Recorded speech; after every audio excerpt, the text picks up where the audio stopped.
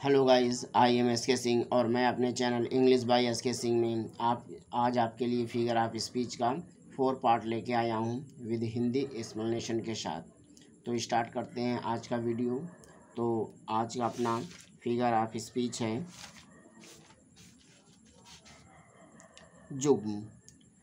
जुग्म figure of speech है हमारा। तो जुग्म की डिफिनेशन पहले देख लेते हैं। जुग्म which is often also called Synapsis and semantics. Synapsis is a construction where a single word is used with two other parts of a sentence but must be understood differently in relation to each. तो इसका मतलब ये है कि जो जुग्मा होता है इसमें अक्सर सिलैप्सिस या सिमेंटिक्स सिलैप्सिस भी कहा जाता है।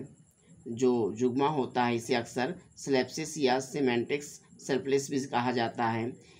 मतलब इसका यह है कि यह एक निर्माण है जहाँ एक शब्द यानी एक शब्द का मतलब एक वर्ब का प्रयोग किया जाता है, जिसमें कि एक वर्ब का प्रयोग किया जाता है और वाक्य के दो अन्य भागों के साथ किया जाता है। यानी कि इसमें एक शब्द होगा यानी एक वर्ब होगा और वो वर्ब सेंटेंस के दो भागों के लिए यूज़ होगा। वर्ब एक होगी और सेंटेंस के दो भागों के लिए वो यूज़ होगा, लेकिन प्रत्येक के संबंध में अलग अलग ये समझा जाना चाहिए। फॉर एग्जांपल देखते हैं, he took his hat and his leave. उसने अपनी टोपी ली, अपनी छुट्टी ली। तो यहाँ देखिए लेने का काम जो टुक वर्ड है वो दो चीज़ों के लिए हो रहा है। किसके लिए? His hat and his leave. तो यहाँ दोनों अलग अलग के लिए यूज़ हो रहा है। यही कहने का मतलब था मेरा कि देखिए यहाँ पे वर्ब शब्द टुक शब्द एक बार यूज़ हुआ है और दोनों अलग अलग सेंटेंस के दोनों अलग अलग भागों के लिए हुआ है। हिज हैट लिया यानी कि अपनी टोपी लिया और हिज लीव अपनी छुट्टी लिया। ये दोनों अलग अलग भागों के लिए यूज़ हो रहा है। एक ही बार आया लेकिन दोनों अलग अलग है। नेक्स्ट देखते हैं, she broke his car and his heart. Means ये क्या है? उसने अपनी कार और उसका दिल, उसने उसकी कार और उसका दिल तोड़ दिया। नेक्स्ट देखते हैं, he work his work and I mine. वह अपना काम करता है और मैं अपना। नेक्स्ट देखते हैं, दे सा lots of thunder and lightning. उन्होंने बहुत सारी गरज और बिजली देखी। तो इस तरह इसमें जितने भी एग्जांपल्स थे उनमें यही हमने देखा है कि यहाँ शब्द यानी वर्ब एक ही बार है और वो वर्ब भाग के दोनों भागों के लिए अलग अलग यूज़ हुई है।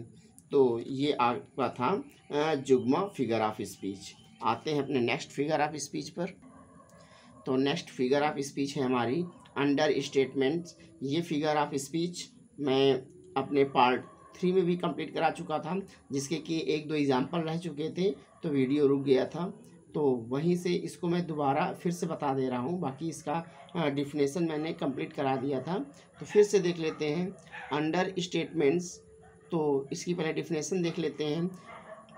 A figure of speech in which a writer or speaker deliberately makes a situation seem less important or serious than it is।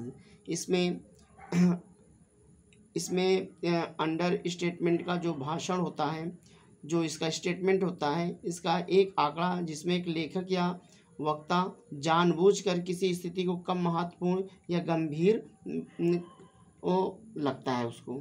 तो इसमें जानबूझ कर क्या करते हैं, जो सिचुएशन होगी उसकी इम्पोर्टेंस को और उसकी सीरियस जो गंभीरता होगी उसको कम करके दिखाएगा, ये होता है।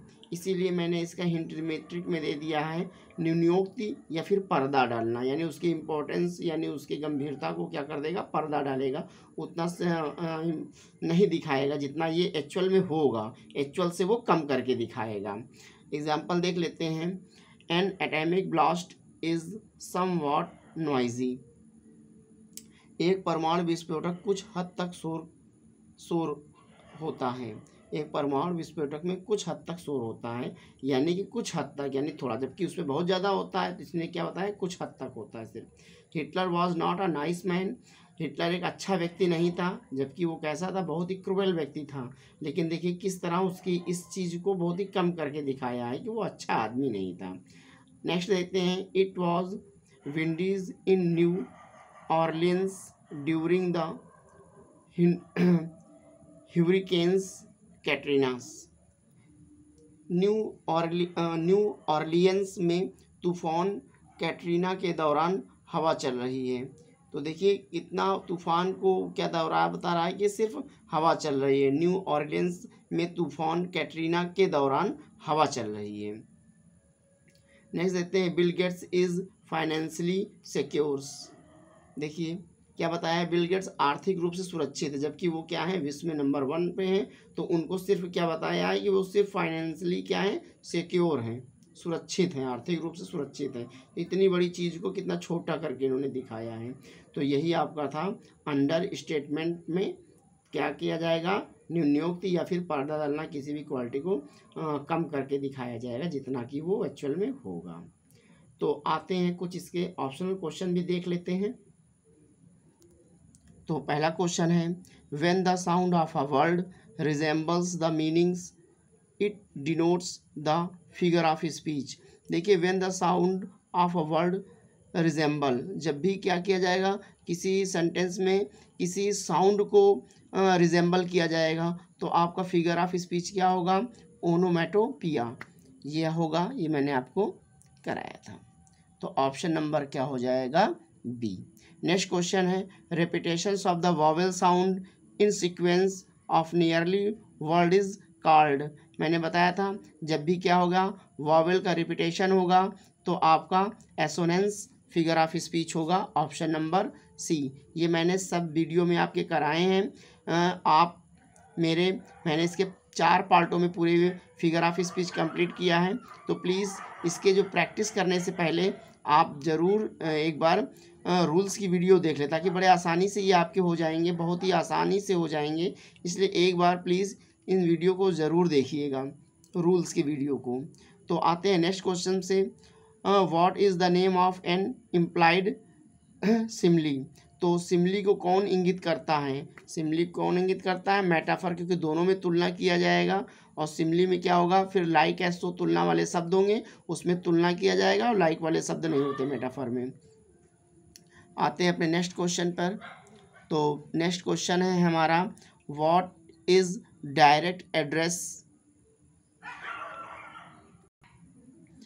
What is the direct address to the death, to the absent और टू अ पर्सोनिफाइड ऑब्जेक्ट और आइडिया।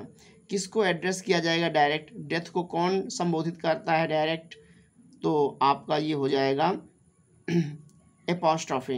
एपॉस्ट्रोफे में क्या किया जाता है, संबोधन, एड्रेसिंग का काम एपॉस्ट्रोफे में होता है, और ये सीधे डेथ को क्या कर सकती है, संबोधित कर सकती है। तो ऑप्शन नंबर इसका हो जाएगा आपका सी। तो वीडियो ज़्यादा लंबा ना हो इसलिए मैं इसको यहीं पर रोक रहा हूँ। तो गाइज़ इसकी प्रैक्टिस का मैं एक वीडियो ज़रूर बनाऊँगा, तो उसको ज़रूर प्रैक्टिस करें। तो तब तक मिलते हैं नेक्स्ट वीडियो के लिए। तो तब तक आप इनकी प्रैक्टिस करें, क्योंकि practice makes man perfect. Thank you guys.